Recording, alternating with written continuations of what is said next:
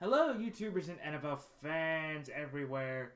This is Matt, the NFL Fanatic, giving you my Week 3 2021 NFL predictions. Well, for the Fanatic this past week, it was definitely a down week for the Fanatic in both terms of my against the spread and straight up picks. Actually, in a way, after I started thinking about it, my straight up picks are likely going to be the same. So, hopefully. But my against the spread week definitely was down a significant amount from last week. So against the spread and straight up this week so far, against the spread I am 6-9, and straight up once again I am 8-7. So 2 weeks in a row, I'm gonna be shooting for 9 wins. That's not my ideal goal, but I will take the possible 2 winning records straight up. Trying to get double digits every week in both ways. So hopefully this coming week, the picks seem a lot easier in terms of straight up, in my opinion, just how everything is gone. And against the spread, there were just a lot of bad breaks in how some of the games went.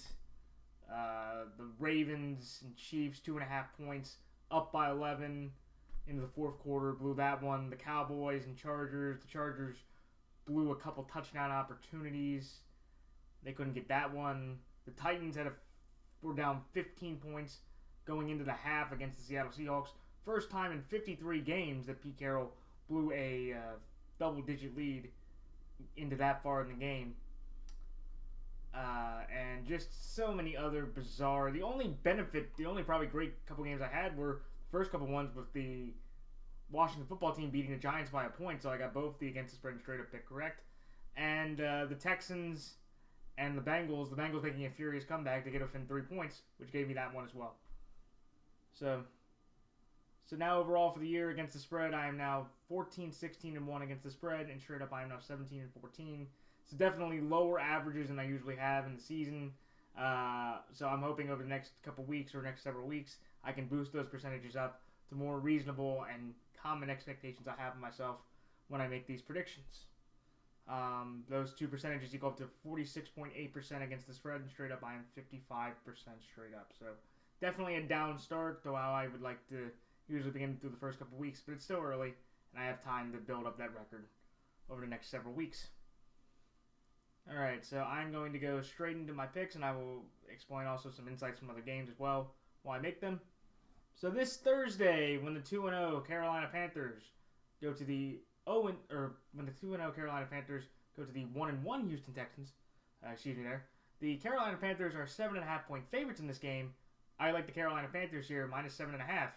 The Carolina Panthers straight up. Then the next game, when the 1-1 Washington football team travels to Buffalo to take on the 1-1 Buffalo Bills. The Buffalo Bills are 9.5-point favorites in this game. I like Buffalo here to win straight up, but give me the Washington football team plus 9.5. Then the next game, when the 1-1 Chicago Bears travel to Cleveland to take on the 1-1 Cleveland Browns.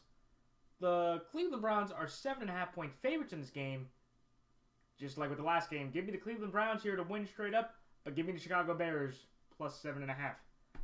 Then the next game, when the 1-1 Baltimore Ravens go to the 1-1 or 0-2 Detroit Lions, the Baltimore Ravens are 7.5-point favorites in this game. I like Baltimore here, minus 7.5, and Baltimore straight up.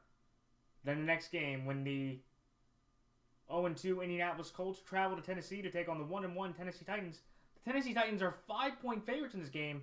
Give me the Tennessee Titans here, minus 5. And the Tennessee Titans straight up. Then the next game, when the 1-1 Los Angeles Chargers travel to Kansas City to take on the 1-1 Kansas City Chiefs. The Kansas City Chiefs are 7-point favorites in this game. Give me the Los Angeles Chargers here plus 7, but the Kansas City Chiefs straight up. Then the next game, when the 1-1 New Orleans Saints travel to New England to take on the 1-1 New England Patriots. The New England Patriots are 3-point favorites in this game. Give me the New England Patriots here minus 3. And New England Patriots straight up. Then the next game, when the 0-2 Atlanta Falcons travel to New York to MetLife Stadium to take on the 0-2 New York Giants. The New York Giants are 3-point favorites in this game. In an upset here, give me the Atlanta Falcons here, plus 3, and the Atlanta Falcons straight up. Then the next game, when the 1-1 Cincinnati Bengals travel to Pittsburgh to take on the 1-1 Pittsburgh Steelers. The Pittsburgh Steelers are 4.5-point favorites in this game. Give me the Cincinnati Bengals here plus 4.5, but give me the Pittsburgh Steelers straight up. Then the next game, when the 2-0 Arizona Cardinals travel to Jacksonville to take on the 0-2 Jacksonville Jaguars, the Arizona Cardinals are 7-point favorites in this game. Give me the Arizona Cardinals here -7, and the Arizona Cardinals straight up. Then the next game, when the 0-2 New York Jets travel to Denver to take on the 2-0 Denver Broncos, the Denver Broncos are 11-point favorites in this game, the biggest spread of the entire weekend in Week 3. And after what I've seen out of the Jets, with Zach Wilson's 5 interceptions and 4 interception performance yesterday, I have to take the Denver Broncos here. So give me the Denver Broncos here -11 and the Denver Broncos straight up. Then the next game, when the 1-1 Miami Dolphins travel to the 2-0 Las Vegas Raiders, the Las Vegas Raiders are 5.5-point favorites in this game. Give me the Las Vegas Raiders here -5.5 and the Las Vegas Raiders straight up. Then the next game, when the 2-0 Tampa Bay Buccaneers travel to Los Angeles to take on the 2-0 Los Angeles Rams.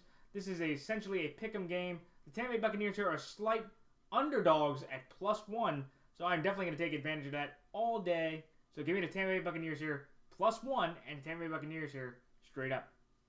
Then the next game, when the 1-1 Seattle Seahawks travel to Minnesota to take on the 0-2 Minnesota Vikings. The Seattle Seahawks, just like with Tampa Bay Los Angeles, this is a 1-point game. But unlike with taking the underdog, I'm going to take the favorite here, which is Seattle. So give me the Seattle Seahawks here -1 and the Seattle Seahawks straight up. Then in the Sunday night game, when the 1-1 or 0-2 Green Bay Packers travel to San Francisco to take on the 2-0 San Francisco 49ers, the San Francisco 49ers are 4-point favorites in this game. And my other upset of the week, give me the Green Bay Packers here +4 and the Green Bay Packers straight up. And then on Monday Night Football, when the 1-1 Philadelphia Eagles travel to Dallas to take on the Dallas Cowboys home opener, the Dallas Cowboys are 4-point favorites in this game. I'm going to take the Dallas Cowboys here to win straight up, but give me the Philadelphia Eagles +4. Alright, so time for my thoughts on each game. The Carolina Panthers over the Houston Texans. I am taking the Carolina Panthers to win this game because I saw what the Panthers did against New Orleans. It was the most impressive performance, in my opinion, throughout the entire weekend. Because after Week 1, when everybody saw Jameis Winston and the Saints just completely obliterate the Packers by 35 points, Jameis had 5 touchdowns, he had 150 yards, 5 touchdowns. They ran the ball effectively in a rout. Everybody thought the Saints were going to beat the Panthers. I don't think anybody maybe expected the Panthers to go away easily, but nobody, I think, expected the Panthers to win that game, and nobody expected the Saints to also play as well. But to see the Saints offense for the lowest amount of yards in Sean Payton's entire tenure, I think they only had 128 total yards in offense. That was just staggering. Alvin Kamara only had 5 yards rushed. Jameis threw 2 horrible interceptions, and he looked like the Jameis Winston of Tampa, which everybody despised just as much as everybody loved him. He has a Jekyll and Hyde frustration with his play, and he definitely showed the Mr. Hyde part of it yesterday. And for the Carolina Panthers, look, Sam Darnold, 308 yards, two TDs, a pick. Christian McCaffrey had another 100-plus yard game from scrimmage. The Panthers look fantastic. Ryan Burns, Derek Brown, Yetur Gross-Matos, J.C. Horn, and Brian Burris getting 2 interceptions. That Panthers team is a complete team right now. And Matt Rule, just like he was doing with Temple, just like he did with Baylor, and like he's doing with the Carolina Panthers, you're seeing an improved Carolina Panther team that, I will say this right now, they are going to be in the playoff race if they keep playing this well, if Sam Darnold can keep elevating his game to a respectable level, and I think the Panthers are in a good spot. What about the Houston Texans? I told people, I said I wouldn't be surprised if Tyrod Taylor could keep the Texans in this game, and until he pulled up his hamstring on the touchdown run, the Texans were in this game. They were in this game playing really well, but then he pulled his hamstring. Davis Mills comes in, and Davis Mills, cold, just kind of flat from there. He did throw a nice touchdown, and I did get the cover. They had 11 points. They only lost by 10. But after Davis Mills came in, the entire water came out of the sails. They had the Browns' third string running back, Deontay something, just run through the Texans' defense. He made 3 guys miss on a great spin move. And Tyrod's going to be reevaluated. Deshaun's not playing. Tyrod's day-to-day. And I think they already said that they kind of edging towards him being out. So I just feel like, again, with how the Panthers are playing and how complete they look, how consistent they look, and if Davis Mills is going to have his first start, I don't think you can go against the Panthers in this way, especially when the defense is going. I would be surprised if the Texans get more than 13 points. Just with how inept that offense looked after Tyrod left. This is Davis Mills' first career start. It's Sam Darnold and the Panthers. I just feel really confident in this pick that the Panthers should get a nice boosting win to get to 3-0. Phenomenal start. The competition you can definitely question. Davis Mills-led Texan team, the Jets. Saints' most impressive win sandwiched in the middle. But I think the Panthers will just continue to roll against the Texans team that has some promise and had some moments to where they can compete. And maybe they can surprise people with Davis Mills, having, a full few days to see what he can do. His third-round pick, he may be the future of the team. Everything going on with Deshaun Watson. He might surprise, but I just think I can't take against the Panthers, even on the line, to lose this game. So that's why the Carolina Panthers are minus 7.5, and the Carolina Panthers straight up. The next game, the Buffalo Bills over the Washington Football Team. This is one to where the Buffalo Bills had a great, fantastic showing against the Dolphins. The balloon was popped when Tua Tagovailoa injured his ribs, and he had to get carted off the field, and that was a tough loss to see that. But Jacoby Brissett really didn't help matters. 146 yards and a horrible pick to Levi Wallace, or Levi just basically ran the route for himself there. I look at this Buffalo team, and Josh Allen played okay. He had a couple touchdowns. He did that horrible pick. And Singletary had over 80 rushing yards. And I think the Bills are, a good squad. That was a nice bounce back win, dominating performance. Allen's still rolling through the Dolphins like a knife through butter. And I think the Bills are just a more complete team than the Washington Football Team, who had a thrilling game against the Giants on Thursday Night Football. Up and down, all around. Taylor Heineke, a pretty good performance, 300 yards, 2 TDs, 1 interception. He had that great touchdown pass to Ricky Seals-Jones, probably maybe one of the top throws of the entire weekend. Though I do want to say, and I'm going to be a little subjective here for a quick second, I didn't like what Taylor Heineke had to say after the game. He threw that horrible interception to James Bradbury, and if it wasn't for, Daniel Jones and Joe Judge not going for it or taking the field goal, you might not have had a chance to win the game. So when Michael Irvin asked you, hey, do you think you could have this job moving forward long term or, the rest of the year? It should have been no, or it should have been, I will do my job as long as Ryan's out, and then when he comes back, if the coaches feel that I've done enough, I would like to keep it, but I do not feel that I have earned this job not quite yet. So I'd like the Bills to kind of knock Taylor Heineke on his rear end a bit. Just to say, they also said the only team that can beat them is the Washington Football Team. No, I think the Bills will show this weekend that they can beat you too. But I do think with Washington's defense, though, with how Josh Allen and the offense has looked, I do think the 9.5 points is way too many. Taylor Heineke's still also kind of new. He only has about 2 or 3 starts, which, that may be a great thing for the Bills in terms of getting turnovers, but they don't know how much Heineke can make plays. He's got some Fitzpatrick in him. He's got some ability. And I just think with the Bills, against the Taylor Heineke-led team, with not that much expectation to how weak the division is, I feel like Washington will put up a much better fight.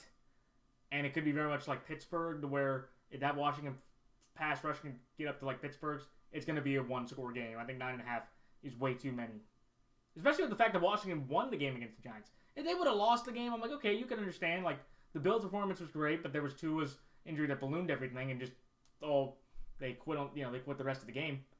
But I feel like with Washington, they're in a completely different situation. Heineke's still kind of new, so that could be an advantage or disadvantage. If Heineke throws 2 interceptions, then yeah, they probably can win this game by 9.5 points, but I don't see that happening. And I just think Buffalo is clearly the better team, but I'd give Washington with their defense and Josh Allen's struggles over the first couple weeks more credit in terms of keeping this game within at least 9 points. So that's why I like the Buffalo Bills here to win straight up, but the Washington Football Team to cover plus 9.5. The next game, the Cleveland Browns over the Chicago Bears. This is one to where I think the biggest reason why I cannot take the Chicago Bears this week is just the uncertainty at quarterback. Andy Dalton, in the second quarter of yesterday's game against the Bengals, he ran out of bounds and he injured his knee. He could not come back into the game. From what I was hearing a little bit ago, it's apparently not an ACL or an MCL injury, but it could be a bone bruise, so he could play. But also, I think for the Bears and Matt Nagy, this is a golden opportunity to see what Justin Fields can do in a starting position. Justin Fields did not look great. He threw a horrible interception late in the game. They got the Bengals right within 3 points. He did make the 10-yard scramble on 3rd and 9 to seal the game, so kudos to him. But I think, again, as well, it's just like, look, this is the opportunity Nagy needed. Let's see what this kid can do. There's nothing more that you could see out of Andy Dalton to go, okay, like, Andy can win this game. And also, I just feel like, again, it provides something new. Like, you don't have that much tape on Justin Fields. You give him the whole week to practice. Let Andy rest his bone bruise, if you will, and see what Fields can do. But knowing what Fields did in week 1 against the Bengals defense that isn't nearly as talented as the Browns, I have to side with the Browns on this one. Look, Odell Beckham did not play yesterday due to his ACL. Jarvis Landry has a sprained MCL, and he'll be out for a few weeks. And Baker dislocated his shoulder. He popped it back in, and he could go. But this is a Browns team that's a bit banged up. And I feel like with the Bears defense, with the talent they have, they can cause some havoc. Especially with an offensive line with Jedrick Wills, the Alabama tackle that they had. He got hurt. Jack Conklin and the other guys they have, they're all decent. But I think the Bears defense can definitely keep this game a low-scoring, grinding out type of game.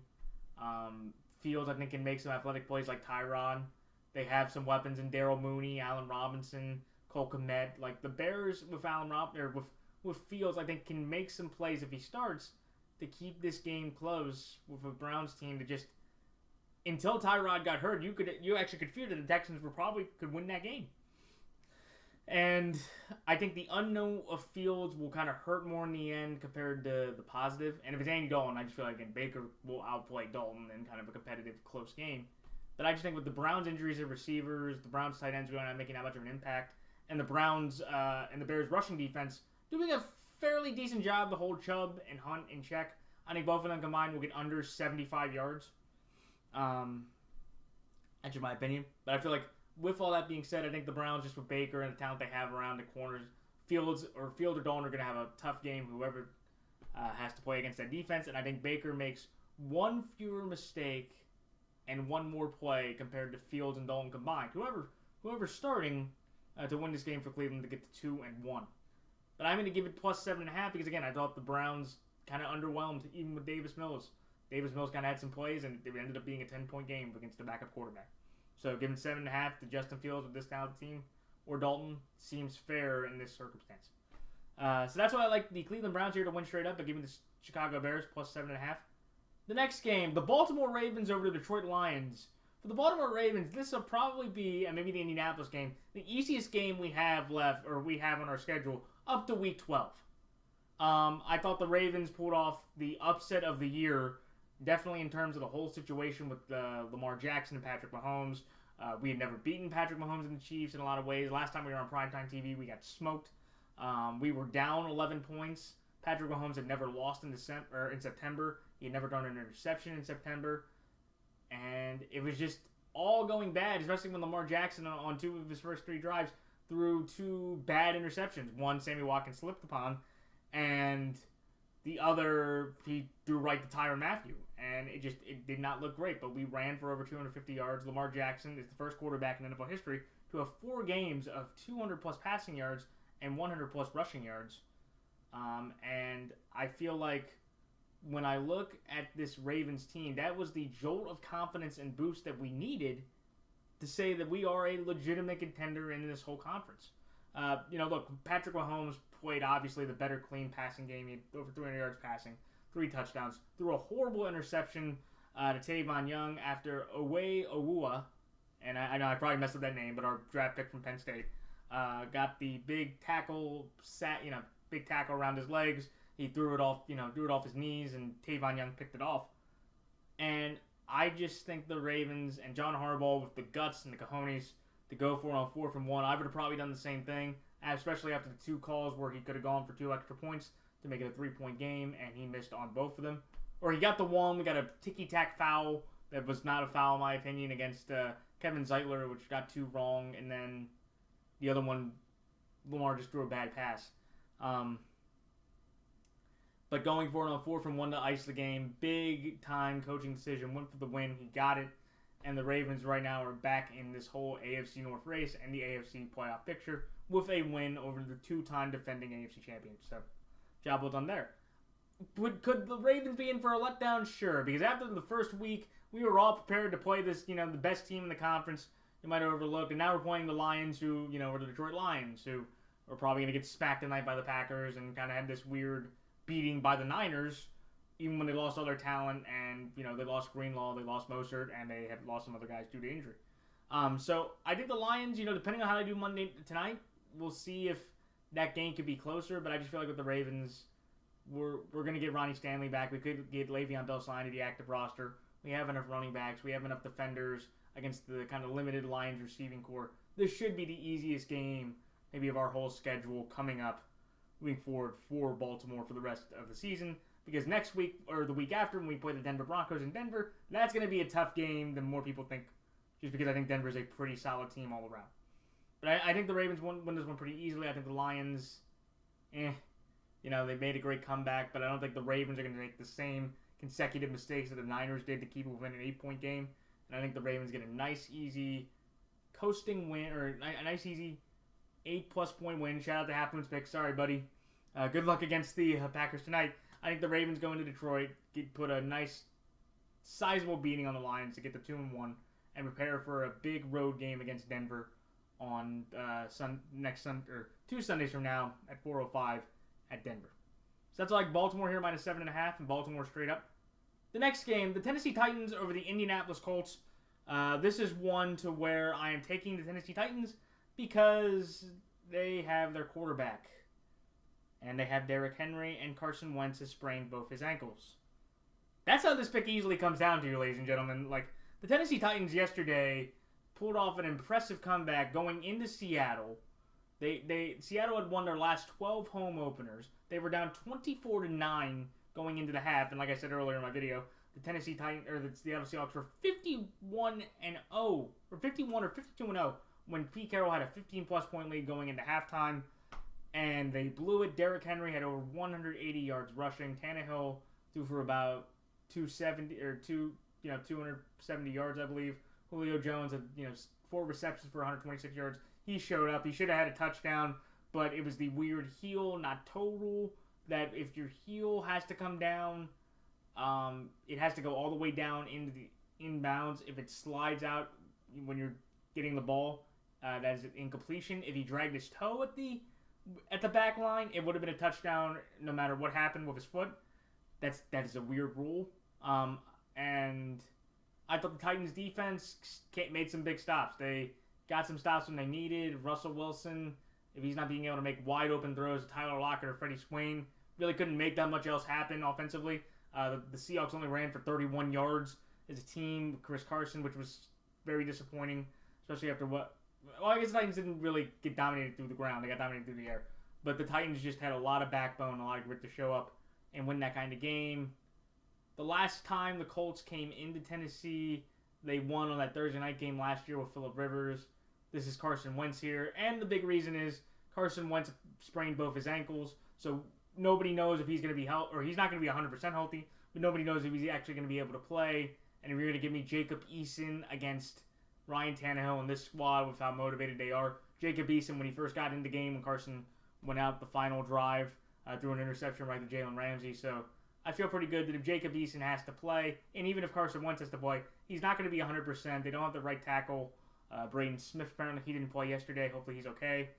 They don't have Eric Fisher still there, and this Colts team just does not look the same. That offensive line does not look as dominant, and I really feel that the Tennessee Titans, with the confidence they have, if Carson's playing, the Colts can move the football. You've seen that over the last 2 weeks with Kyler Murray and Russell Wilson, and Carson Wentz did make some nice throws, and the Colts had a very much more competitive game against the Rams than I thought. Though they did have that weird special teams touchdown when the one gunner for the Rams ran into the snap, and Johnny Hecker couldn't handle it, and Doolin scored the special teams touchdown, but put the Colts in the lead, and then Stafford drove down the field and threw the touchdown pass to Cooper Kupp. But give me the Titans here. Better running game, more outside weapons. The Colts defense just does not look as great, and Carson's injury status to me just, I don't think he's going to play, and I think Jacob Eason's first career start not going to be ideal for the spot. So give me the Tennessee Titans here -5 and Tennessee Titans straight up. The next game, the Kansas City Chiefs over the Los Angeles Chargers. this is one to where I'm taking the Chiefs here because I just feel like if there was a team that you could play in a choking fashion that could mend you up, it's the Los Angeles Chargers. Man, I called them the chokers for a reason. They are a difficult team to watch. They play pretty consistently on a good rate. They were moving the ball up and down the field. Justin Herbert, most of their drives got to the Dallas 35 at least, and then they had two touchdowns. They had two touchdowns that were taken back by penalty. Herbert threw two horrible interceptions, and they also just kept shooting themselves in the foot with penalties. Like, the Chargers were the better pure team. You're just watching the ball move up and down the field. The Chargers were moving the ball at will on the Cowboys. The Cowboys had their moments with, Tony Pollard getting 109 yards, Zeke getting another 70, and that weird lateral that got down to the 1 yard line. But the Chargers, I thought, were the more dominant team. And I look at it and go, the Chargers, they won into Kansas City last year. Of course, it was week 17. Nobody was playing really, and they blew them out. But I just feel like with the Chiefs that they understand what they blew. They had that game. And if it wasn't for Mahomes' interception and Clyde Edwards-Helaire's first career fumble basically costing them the game, and they have the worst defense in the National Football League in terms of yards. They average 7.69 yards per play to the Kansas City Chiefs every time their defense is on the field. And also, they only have 3 TFLs from their entire defensive line, and their entire defensive line counts for 25% of their cap. And that is a massive problem for the Chiefs moving forward. This Chiefs team seems very much like the 2018 Chiefs. Patrick Mahomes' first full year starting, he could put up 30-plus points a game, but if they can't get a stop, or if it only takes one stop on the Chiefs' offense to get the other team positioned to win the game in a close score like that. And look, do I think the Chargers, this is why I'm taking a +7, the Chiefs' last 2 games have been by a combined 7 points. So giving the Chargers 7 with all that offensive firepower, with Eckler being healthy, with Justin Jackson, with Balaj, like, they have a good enough roster that they can go score for score with the Chiefs. And even in week 2, it was a field goal to win the game in SoFi in week 2 of last year, in Justin Herbert's debut start. So, at the end of the day, I can't trust the Chargers in big spots to not shoot themselves in the foot. That's why I have the Chiefs winning here straight up. But the Chargers, I feel like 7 points is way too many. This Chargers team has been basically in every game, 4-point win against Washington, a 3-point loss against Dallas. Kansas City, same thing. I just feel like 7 is way too many. And I think the Chargers will be competitive against this Chiefs team. I just think the Chargers will make more mistakes, I feel like, than the Chiefs. The Chargers will make more mistakes than the Chiefs will give up plays. And that's why the Chiefs will win this game. But the 7 points is just way too many for me to take them, Kansas City, on the line. So that's why I like the Kansas City Chiefs here, straight up at the Los Angeles Chargers +7. The next game, the New England Patriots over the New York Jets. This one is, to me, where I am taking the Patriots. They are home. They have a better defense than the Saints. And I am just going to boil it down to this. The running games, I think Alvin Kamara is a better running back than obviously the Pats have. But I feel like the Pats have more... They have the deeper stable of running backs compared to Kamara, who's just the main guy. And it's going to be the day to me is Mac Jones will make no mistakes, where I feel like with Jameis will make 1 or 2. And that's going to be the difference in this type of game. I know Jameis is probably a much better pure passer and a pure quarterback than Mac Jones at this point. But Mac Jones knows how to efficiently, throw the football. It may not be bombs away. It may not be Jameis's arm or razzle-dazzle and good or bad, but Mac Jones knows how to play the position at a more efficient and turnover-free level. And I just feel like with this Pats defense, who got 4 turnovers on Zach Wilson in a horrible showing, I don't think they're going to get 4 on Jameis. I just think they'll get 1 or 2, and those 1 or 2 defensive turnovers will be the difference in the game and how the Pats win this game. I think the Saints, because they won't have Michael Thomas, and they really missed him when Kamara couldn't get going. The Pats have been able to pretty much shut down the running game effectively. I don't think Kamara's going to go for 5 yards again, but I think Kamara can be held in a way to make it not bad. And I look at the Patriots here, and in terms of the Saints going up to New England, New England the last few times has beaten the Pats, or has beaten New Orleans pretty well. They beat them, I believe, in Week 2 in 2017, and in the time before that in New Orleans, they won off that big Week 5 2013 comeback with Kemba Tompkins catching the touchdown end zone pass from Tom Brady. I think that's the first game, that this game right here in New England will be more so in the 2013 version. I just think, again, Mac Jones makes one fewer mistake or no mistakes compared to Jameis making one or two, and that's how the Patriots win this game, off of running game, better defensive plays, and limiting the scoring with turnovers to win this one. Should be a great game. I would not be surprised if New Orleans won, because, again, I feel like New Orleans with Jameis, they're either going to have phenomenal games or they're going to suck. That nowhere in between, so who knows. But that's why I like the New England Patriots here -3 and the New England Patriots straight up. The next game, the Atlanta Falcons over the New York Giants. This one, to me, is a genuine coin flip. The Atlanta Falcons defense is trash. It is the worst defense I have seen the entire year. Jalen Hurts and Tom Brady have thrown for 8 touchdowns.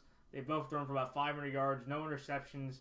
They got one turnover on Tom Brady off the one Dante Fowler sack. And they were able to move the ball a bit to get it within 25 points.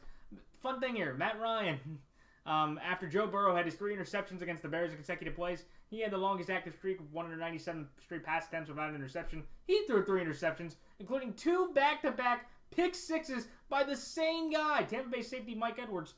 And that basically blew the game open and going where I didn't think the Bucs were going to cover the 12.5-point spread to where they easily covered it by double, winning 48-25, or nearly double, 23-point win. And look, I know the Giants have a much better defense. The Giants seem to have, Daniel Jones is more of an upside. Saquon's better than Mike Davis. But Cordell Patterson has run the ball, okay. And he can, he's an okay receiver.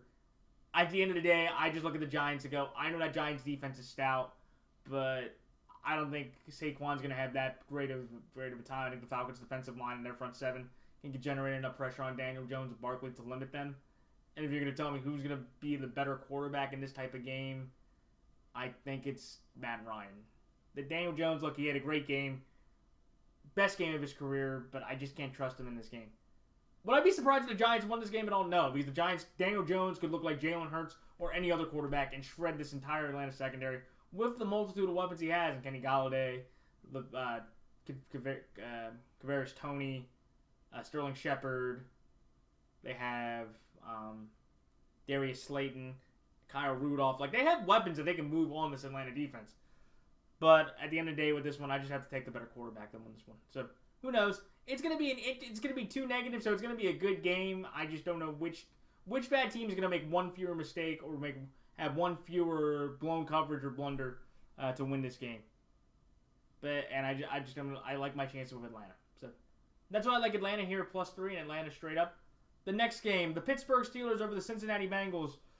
This is one to where the Pittsburgh Steelers, to me, are just a bit of a better football team than the Bengals.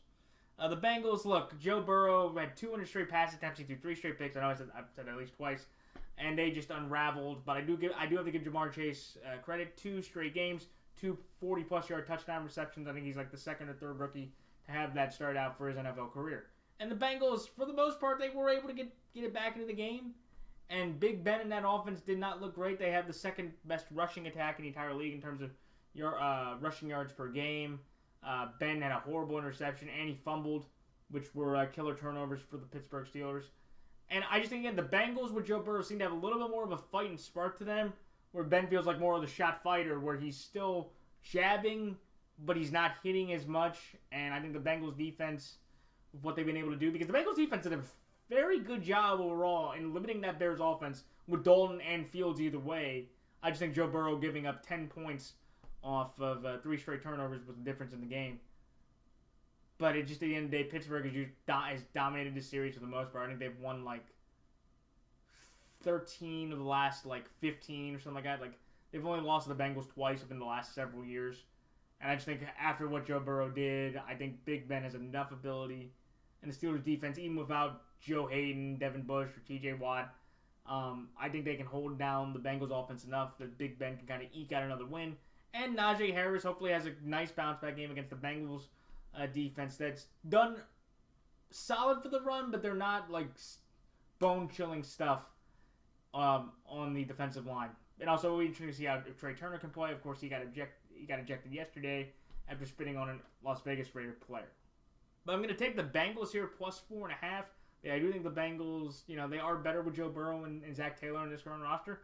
And Pittsburgh, with how they've been playing, I feel like, they're going to be in more of a dogfight than they usually think in this usual division game. So that's why I like the Pittsburgh Steelers here to win straight up with the Cincinnati Bengals plus 4.5. The next game, the Arizona Cardinals over the Jacksonville Jaguars.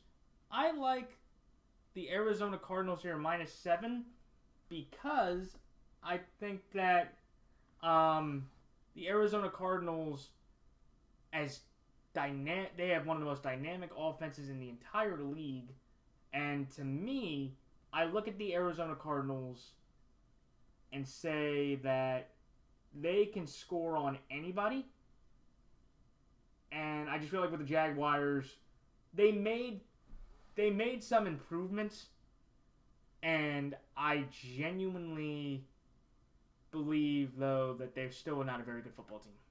Trevor Lawrence threw another 2 interceptions. He threw a horrible one to Patrick Surtain. And I just look at the Jags and go, what did they have really look forward to? The Broncos offense was able to move the ball pretty effectively without Jerry Jeudy. Cortland Sutton had a career high 133 receiving yards. I think that the Cardinals just kind of walked through this. Again, the Vikings and Jags are going to be different. I was surprised about how well the Vikings offense did against this Cardinals defense. I thought the Cards defense would have done a better job because they played a similar type of offense in the Titans with Julio and AJ, Justin and Adam, kind of comparable. 2 very good running backs. Dalvin had over 100 yards, though he did have some injuries. But this isn't that isn't the Jags offense. It's really just Trevor Lawrence and maybe Trevor Lawrence, DJ Chark, and that's it. Maybe Chris Manhurts, an okay tight end, but that's it. And it just also with the Jags, I just can't trust them to really play well. They've lost both games at least by 10 plus points.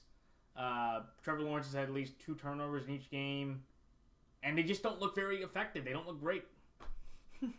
And I just think the Cardinals, they'll put up a similar type of performance they did against the Titans because they're playing a much weaker offense overall as a team. Who knows with the Jags? Who knows with Trevor Lawrence if he decides to have a nice breakout game? It is Arizona having to travel out from Arizona to Jacksonville, so a West-East Coast thing. We'll see how that goes because they'll be playing at a 11 a.m. start time for them, which will be different. But I have the Cardinals winning pretty decisively because I just feel like, again, the Cardinals offense is one of the most explosive and dynamic, and I just don't think the Jags defense. If they had trouble going up against Houston, Denver, or if they had trouble going up against Houston where they gave up 37, Arizona could drop 50 on them with how their offense is, and I would not be surprised at all. So that's why I like the Arizona Cardinals here -7 and the Arizona Cardinals straight up. The next game, the Denver Broncos over the New York Jets. Easiest pick of the week. Easiest pick. The New York Jets were the worst team in football yesterday. They got blown out, embarrassed. Zach Wilson threw 4 interceptions. He looked lost. He was just throwing odd duds. They could not run the ball. And the Denver Broncos, like I said last week, they're like Florida, or they're like Michigan right now, or they're like one of those college teams that through 3 weeks, they'll be 3-0, but they really didn't play anybody great. And that's how I feel about the Broncos. Look, they are handling their business. They have 2 double-digit wins. Teddy Bridgewater has 4 TDs, no interceptions. Melvin Gordon's had about 130 yards. Cortland Sutton, of course, like I just said a little earlier, had a big receiving game. I love Surtain. The pass rush is doing pretty well to limit the rest of them. And they're just playing the Jets, who just right now are arguably the worst team in the entire league, especially after this week. I have no faith in Zach Wilson. I think Zach Wilson throws another 2 or 3 interceptions against this Denver defense. He's not going to have that much time. They don't have Mekhi Becton. They didn't have Jamison Crowder due to I guess he got off the COVID list, but he didn't have enough practice to go for the game. And I just think the Broncos are just going to roll through the Jets here.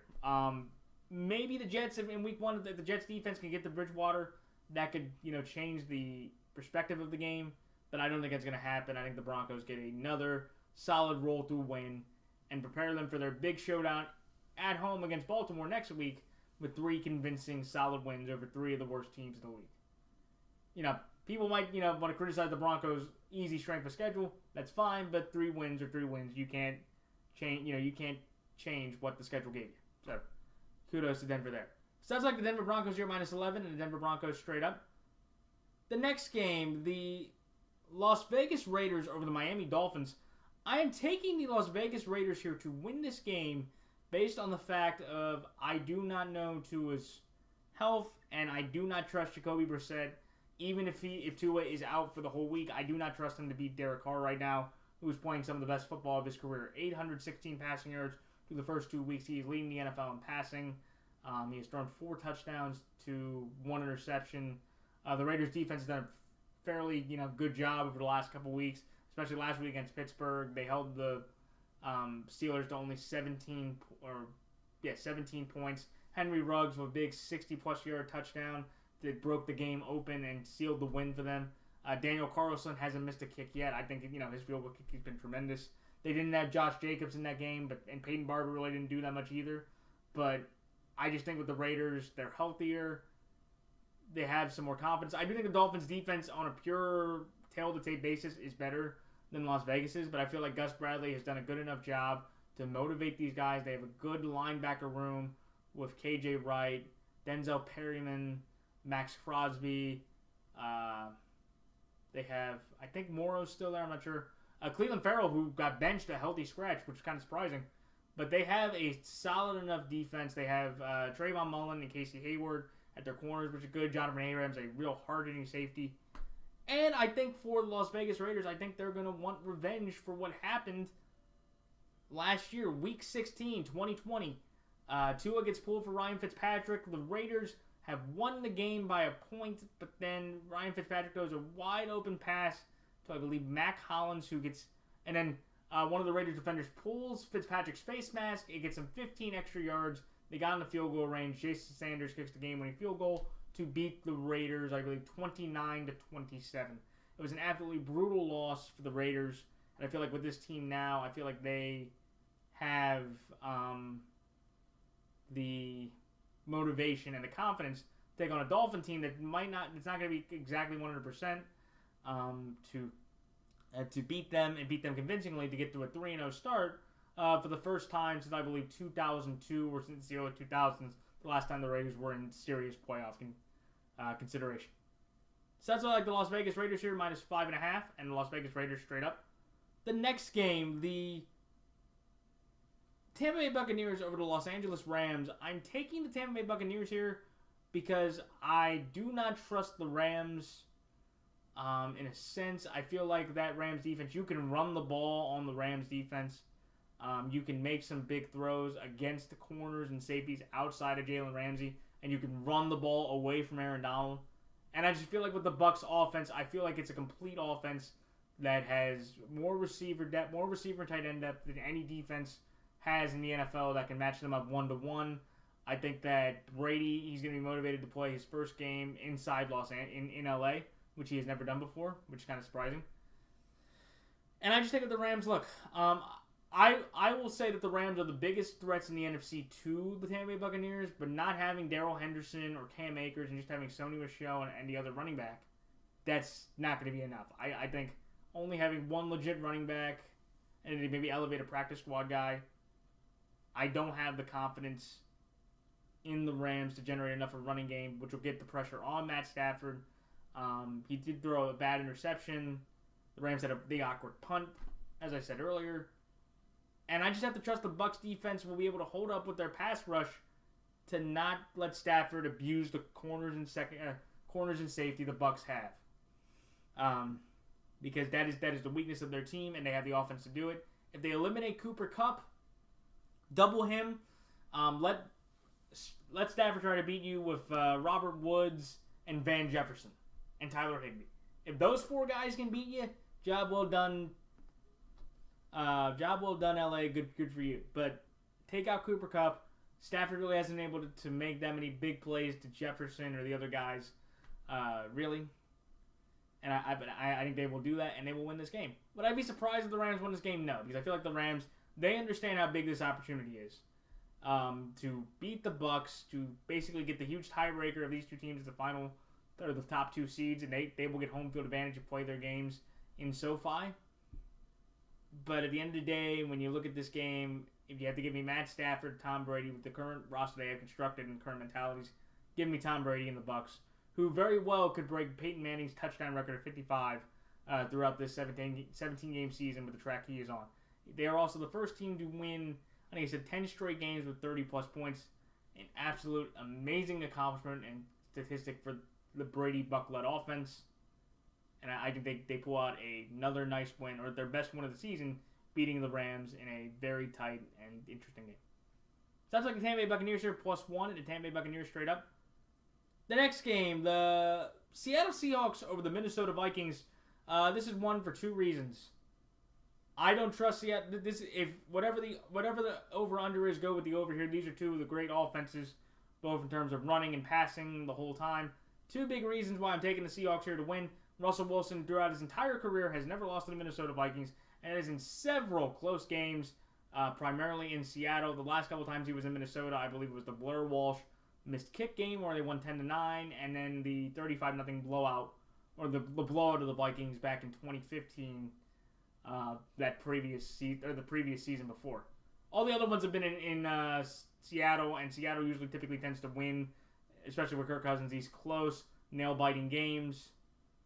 So that's the first big reason, and if something has to go wrong for either team that will affect the game, I'm going to trust that the Vikings get somehow one bad break or one more mistake compared to Seattle. And also, I don't think Dalvin Cook, they've played this team enough before. I don't think Kirk Cousins is Ryan Tannehill.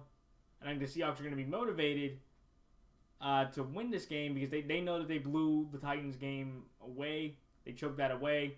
And they'll probably take it on a Viking team that has lost by a grand total of 4 points. So they are a pretty good team. They just can't get stops. And I think, again, Russell Wilson makes one more play and the Seahawks get one more defensive stop that Kirk Cousins can't make plays compared to Ryan Tannehill. So that's like the Seattle Seahawks here, -1, and the Seattle Seahawks straight up. And in the final two games, the Green Bay Packers over the San Francisco 49ers.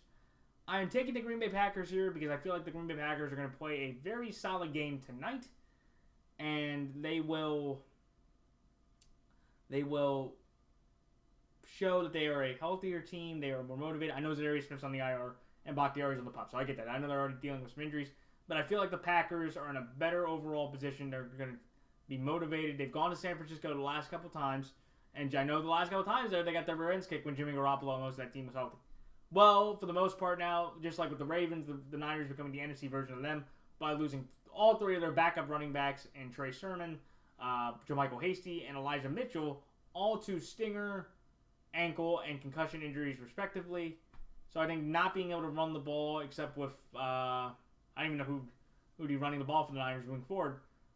I just don't think the Niners offense, I think the Packers defense holds a bit, and I think Rodgers plays a little bit better than Garoppolo against pressure and against the blitz. And I think the Packers defense gets one or two more stops that the Eagles couldn't on that 16-play drive that ended up on the game-sealing touchdown that went into the early fourth quarter.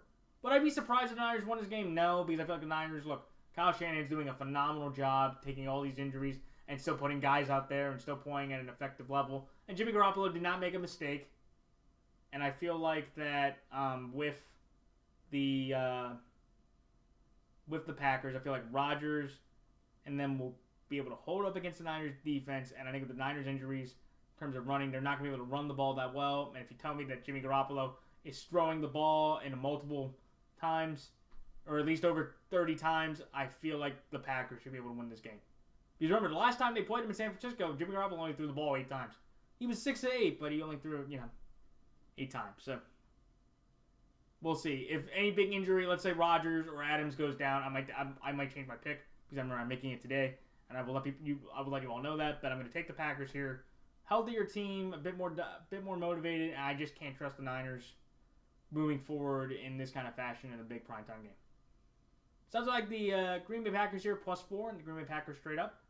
And finally, the Dallas Cowboys over the Philadelphia Eagles. I am taking the Dallas Cowboys here because I'm going to take Dak over Jalen. Dak Prescott's played pretty effective football. Tony Pollard and Zeke have about 180 yards rushing the last game. Their defense came up huge with another couple turnovers. They got some good amount of pressure. Brandon Graham and Brandon Brooks are both out for the Eagles again. And I just think the Cowboys secondary can hold up against a not very good Eagle receiving corps. Jalen Reagor had a big reception that would have counted if he had both his feet in bounds, but obviously he stepped out of bounds twice. I think the Eagles' running attack did not look great. I thought that they did okay, but I think that for me, I trust the Dallas front, even if they should get Randy Gregory back, which would be a huge help to get enough pressure on Jalen. And I think that the Dallas running attack should be able to push through the Eagles' defensive line. I think the Dallas offensive line looks pretty dominant. You have Zach and Tyron back, pretty much full strength. They didn't have Lyle Collins, which was big, but Terrence Steele held his own. And I just have to trust Dallas in Philly, and it's also the home field here. If this was in Philly, I might take Philly, but it's in Dallas. It's Dallas' home opener. They've waited 2 weeks for this moment. The Cowboys are all pumped up after a big win over a Charger team that nobody thought they would beat. And I think Dak and his weapons outplay Jalen and his in a tight, competitive NFC East battle. I took the Eagles +4 here because I do think the Eagles, look, they played better than people thought. That game, pretty much through most of it, the Eagles and Niners were back and forth defensive-wise. And I think it could be very much a field goal winning game, just like with Zerline this week. So 4 points, give me +4. I get 3. I get both. So there's that. So that's why I like the Dallas Cowboys here to win straight up, and Philadelphia +4. And that's it. So good luck to all players, coaches, teams, fantasy players, and fellow prognosticators for this week. I hope everybody gets off to a better start or a better record for this coming week. And please check out the NFL YouTube Prognosticators page to see other great prognosticators like Gio Knows, Keith Bailey, Halfman's Picks, Bridgewater's Finest, Robert's Sports Show, Big Pat's Talk Nation, all those guys and gals that make predictions just like I do every single week. Andrew Warren, all those guys and gals that make these picks like I do every single week. And that's it. So until next time, until week 4, this is Matthew Fanatic signing off. Until next time, so long.